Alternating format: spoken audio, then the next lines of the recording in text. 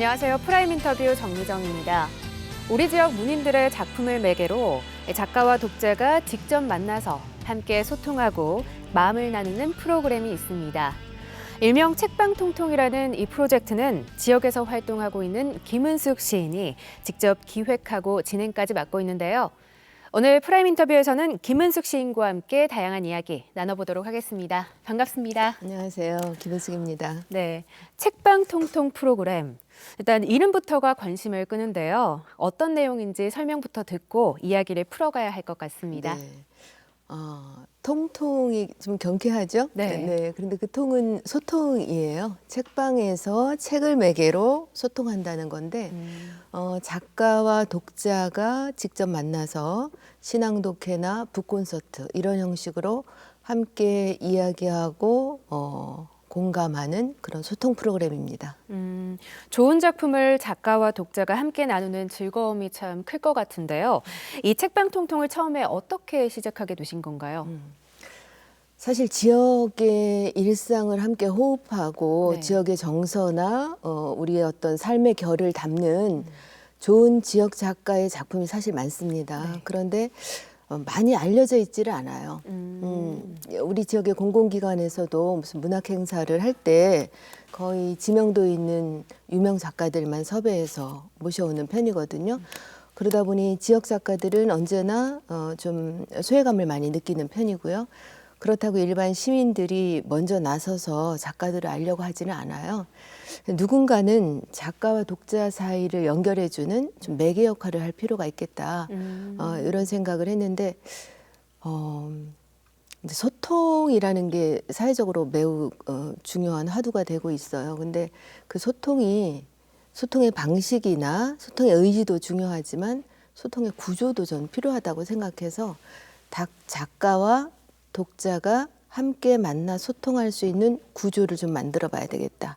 그 매개 역할로 이런 책방 통통을 좀 기획하게 됐습니다. 책을 통해 다양한 소통을 시도하고 있다는 책방통통. 그 사이 어떤 작가분들의 작품으로 어떻게 독자와 만났는지 좀 궁금한데요.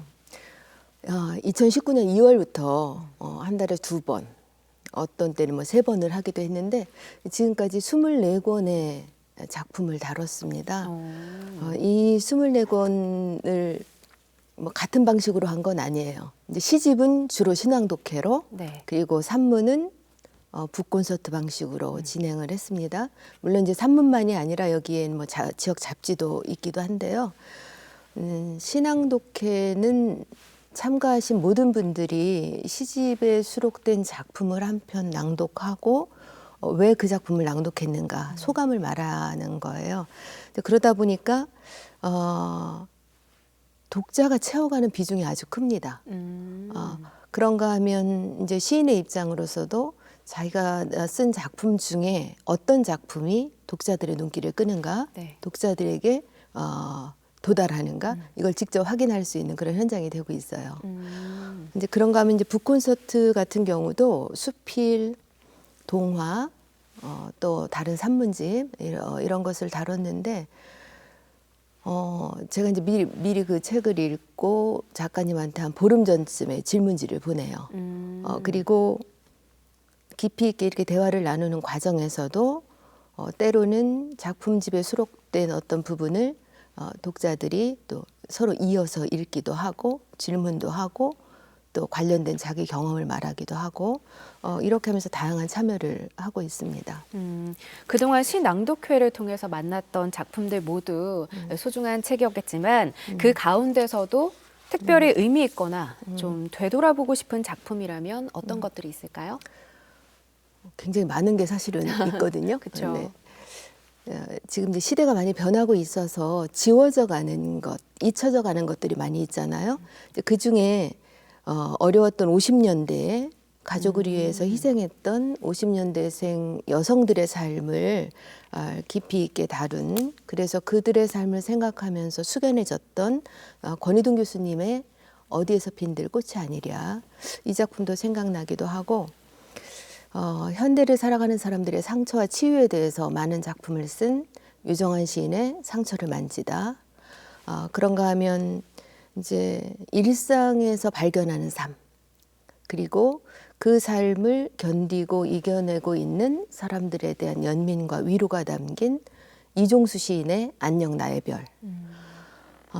그런가 하면 좀 오래전 흑백 영화 같은 그런 풍경이 떠오르는 책인데 그런 좀 답답하고 암담한 이런 상황이지만 희망을 놓지 않고 견뎌보려는 소시민의 삶을 이야기한 이성배 시인의 희망수리 중. 그런가 하면 이제 활쏘기와 관련된 사유로 시집한 권을 묶은 시인도 있어요. 예, 정진명 시인의 네. 관역을 잇다. 이런 작품들이 문득 떠오릅니다. 네. 문학 작품 이외에도 또 네. 북콘서트를 통해서 다른 장르의 작품들을 만나는 기회가 있다고 들었습니다. 네. 어떤 작품들인지 이어서 소개 부탁드릴게요. 네. 처음에 3월에 북콘서트가 이방주 이인의 두 형제 문인을 모시고 네. 북콘서트를 했는데 한 분은 시인이고 한 분은 이제 수필가예요. 근데 그 이방주 선생님의 산성답사 수필집 가림성 사랑나무라는 걸 함께 읽었는데 거기에는 우리 그 산성이나 사찰의 뭐 축조 방식까지도 많은 깊이 있는 이야기가 있지만 우리의 역사와 문화 전반에 대해서 좀 시선을 깊이 생각해 볼 수 있는 그런 책이었고요. 동화를 다룬 것 중에는 안녕 베트남이라는 심진규 작가의 그 작품이 떠오르는데 베트남전에 대한 우리의 기억과 인식 그런가 하면 우리가 이제 국가 간에도 진정한 사과나 성찰이 어떻게 필요하고 아픈 상처를 치유하는 길에는 또 무엇이 필요한가 이런 것들을 함께 나누기도 했고요. 문학 작품 이외에도 윤정용 작가의 영화에게 말을 걸다. 네. 사실은 굉장히 많은 영화가 다뤄져 있는데 영화는 현실을 이야기하잖아요. 네. 그래서 이제 현실의 사람들의 절망하고 또 그것을 이겨내는 방식, 우리 사회의 구조적인 문제, 또 우리 사회만이 아니라 좀 소외된 어떤 약소 민족들의 삶의 모습까지도 함께 좀 들여다볼 수 있었습니다. 이제 그뿐만이 아니라 우리 지역에 개간지가 나오기 시작을 한 게 있어요. 네. 문화개간지, 복합문화개간지인데 다락방의 불빛이라고 사실 다락방의 불빛은 개간지가 나오기 전에 많은 분들이 알고 계시지만 이제 문화 공연을 먼저 시작을 했고 저도 거기에 아주 열심히 참여하는 사람이었는데요. 그 개간지가 나오는 것을 반갑게 생각하고 또 응원하는 의미로 그 개간지 편집진들을 모시고 함께 이야기를 들어보기도 했습니다. 근데 전 이제 좀 특별히 기억나는 게 김남균 기자의 불망. 그들의 빗돌이 먼지가 되도록이라는 그 책인데요. 처음에 그 책을 보자마자 그날 밤에 사실 제가 김남균 기자하고 그렇게 친분이 있는 사이가 아닌데도 어떻게 하든 이분 모시고 이야기를 좀 들어봐야 되겠다 싶어서 연락을 드리고 우리 역사에 참 부끄러운 흔적이 참 많잖아요. 그렇죠.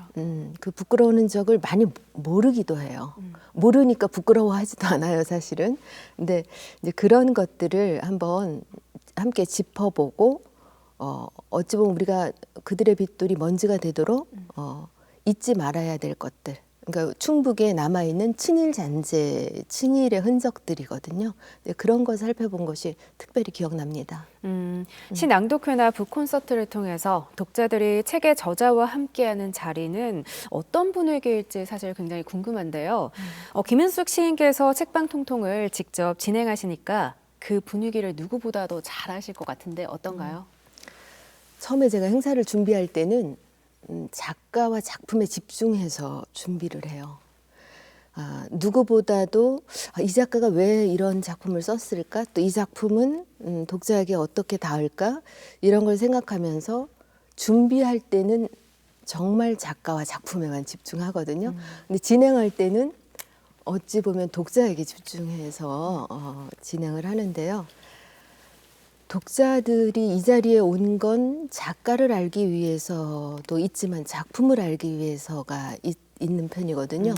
그래서 어떻게 하든지 독자가 많은 참여를 하고 또 이야기를 다른 사람의 이야기를 듣기도 하고 자신의 경험을 말하기도 하고 이런 기회를 좀 많이 주려고 합니다. 이제 그런데 작가분들의 경우엔 처음에 제가 이제 청을 드리면 좀 부담스러워 하다가 또 실제 이제 이렇게 진행을 할 때는 긴장하시기도 하고 네.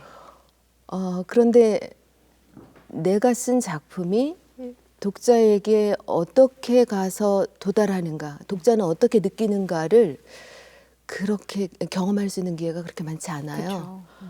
굉장히 특별한 경험이 되는 거죠. 그 작가님들한테도 선물 같은 시간이 되고 나중에는 매우 만족스러워하고 그렇습니다. 그리고 독자분들 같은 경우에도 처음에 참가하신 분하고 여러 차례 이제 누적해서 참가하신 분들이 굉장히 달라요. 참여하는 태도가 다르다고 할까? 뭔가 이제 제가 독자분들한테 기회를 드리면 제일 먼저 손들고 말씀하시고 뭐 이렇게 하는 것이 이제 능동적인 참여를 하는 것이 많이 참여하신 분일수록 점점 태도가 이제 그렇게 적극적이고 능동적으로 변한다는 걸 알 수 있습니다. 책방통통 프로그램을 진행하고 있는 공간 이야기를 잠시 하고 넘어가야 될 것 같은데요. 동네 서점이라고 하던데 어떻게 해서 그런 동네 서점에서 책방통통 같은 의미 있는 프로그램을 꾸준히 열고 있는 건가요? 저희 집에서 걸어서 12분 정도 되는 저희 집에서 제일 가까운 동네 책방이에요. 제가 2017년에 5번째 시집을 내고서 이렇게 책방에 좀 기부를 하거든요.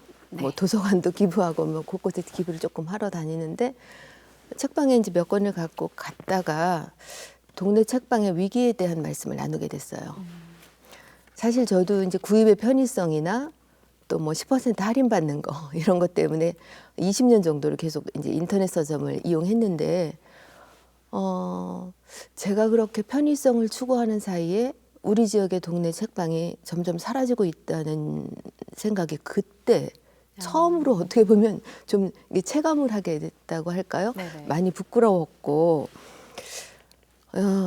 이 책방이라는 게 뭔가를 또 생각하게 됐어요. 이제 동네 책방은 큰 전국적인 대형 서점과는 다르잖아요. 네. 이제 지역의 문화를 포용하기도 하고 연결하기도 하고 어떻게 보면 지역 사람들의 숨결을 담아서 무엇인가를 새롭게 창출할 수 있는 인문활동의 센터가 될 수 있는 게 동네 책방이라고 저는 생각하고 있어요. 그래서 이 책방을 지키는 것이 과연 책방 주인만의 몫인가? 또 지역 작가로서 나는 어떤 역할을 해야 될 것인가? 이런 좀 질문을 그날 던지고 나서 며칠 후 이제 찾아가서 내가 이 책방에서 뭔가를 좀 해보겠다. 그래서 2017년 하반기에 한 6개월 동안 시읽기 모임을 했어요. 한 달에 2번씩. 제가 제일 좋아하는 게 시읽기 모임이거든요. 네네. 그러다가 올해 초에, 그러니까 올해가 아니라 작년이죠. 2019년 초에 이제 제가 이 책방 부부한테 굉장한 신뢰감을 갖고 있거든요. 나름대로 그 삶에 대한 소신과 철학이 있는 분들로 아주 제가 큰 믿음을 갖고 있는데 그분들과 이야기를 하다가 제가 기획해서 어떤 프로그램이라도 이제 한다면 무조건 지지하고 뭐 기꺼이 그 공간에서 그렇게 열 수 있도록 하겠다는 뜻을 말씀하셔서 네. 고민을 했죠. 그게 내가 좋아하는 내 개인이 좋아하는 시읽기 모임을 할 것인가 그것보다는 어떤 분명한 방향성이 필요하다는 생각을 갖고 그때 한번 이렇게 작가와 독자를 연결하는 소통의 구조를 한번 만들어 보자 이런 생각을 갖고 시작하게 됐어요. 네. 소신 있는 책방 주인 덕분에 여러모로 동네 서점이 지역 사람들에게는 의미 있는 역할을 하고 있는 거네요. 네.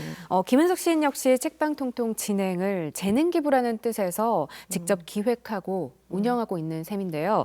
어느덧 1년 정도가 지났는데 뭐 그동안에 돌아보면 좀 어떤 생각이 드세요? 사실 재능 기부라는 말은 좀 무색해요. 왜냐하면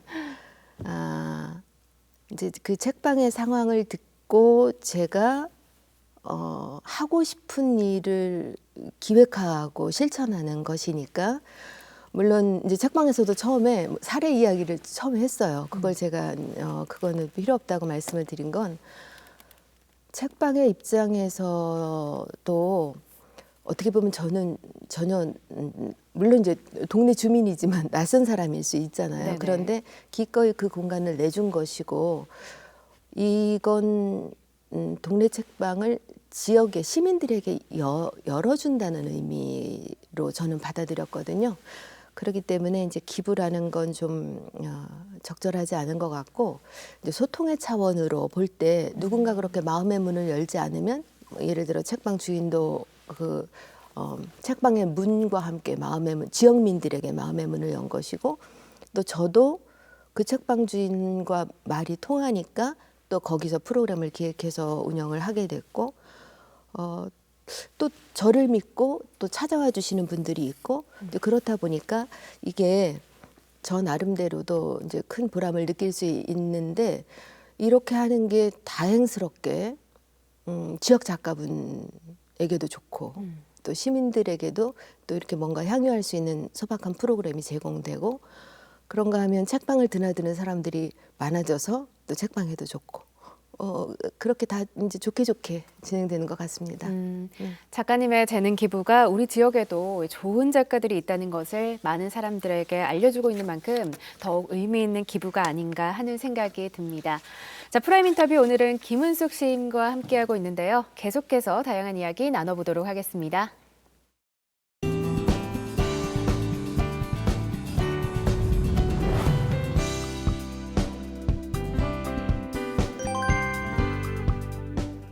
지난해 청주에서 대한민국 독서 대전이라는 전국 규모의 큰 행사가 열렸는데요. 책방 통통이 열리는 그 공간에서도 사전 행사 겸해서 아주 색다른 프로그램이 진행됐다고 하던데 어떤 프로그램이었나요? 상생충북이라고 들어보셨어요?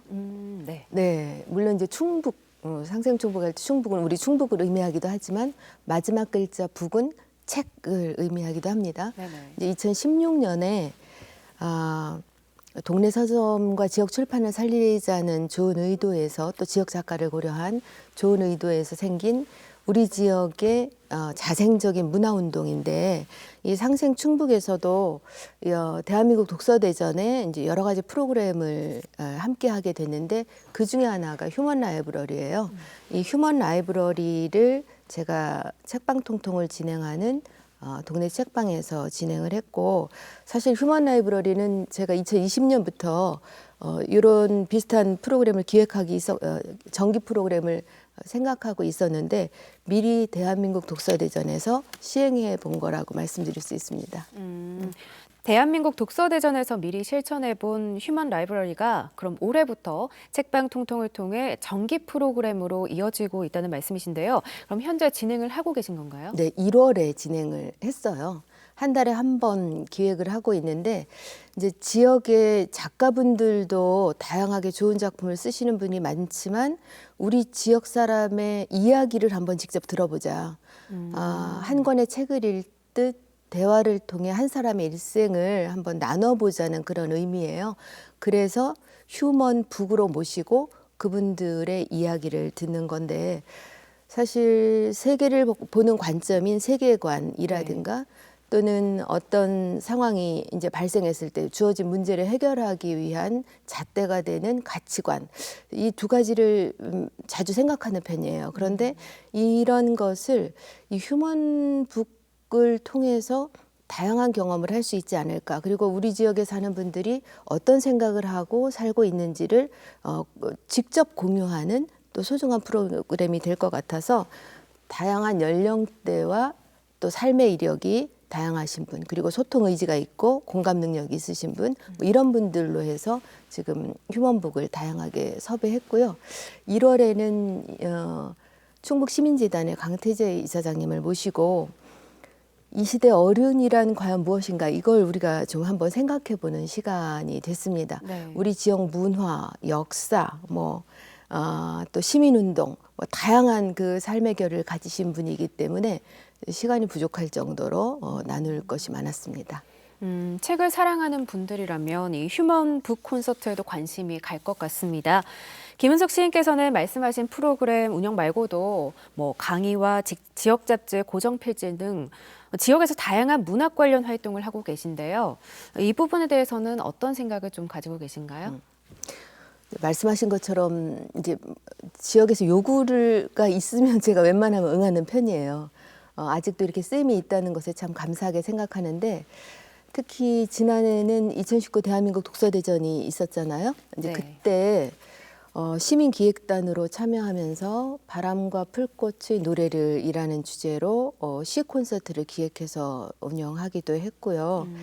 또 어떤 때는 피아노 연주회 가서 신앙독도 하기도 하고 뭐 이제 충북교육청에서 하는 학생들 글쓰기 지도에도 좀 참여를 하고 있고 다양하게 제가 할 수 있는 행보를 좀 하고는 있는데 그렇게 하는 데는 제가 그동안 뭐 작가라고 또 선생님이라고 이렇게 굉장히 좀 많이들 이렇게 인정하고 지지해 주시는 분이 많았기 때문에 네네.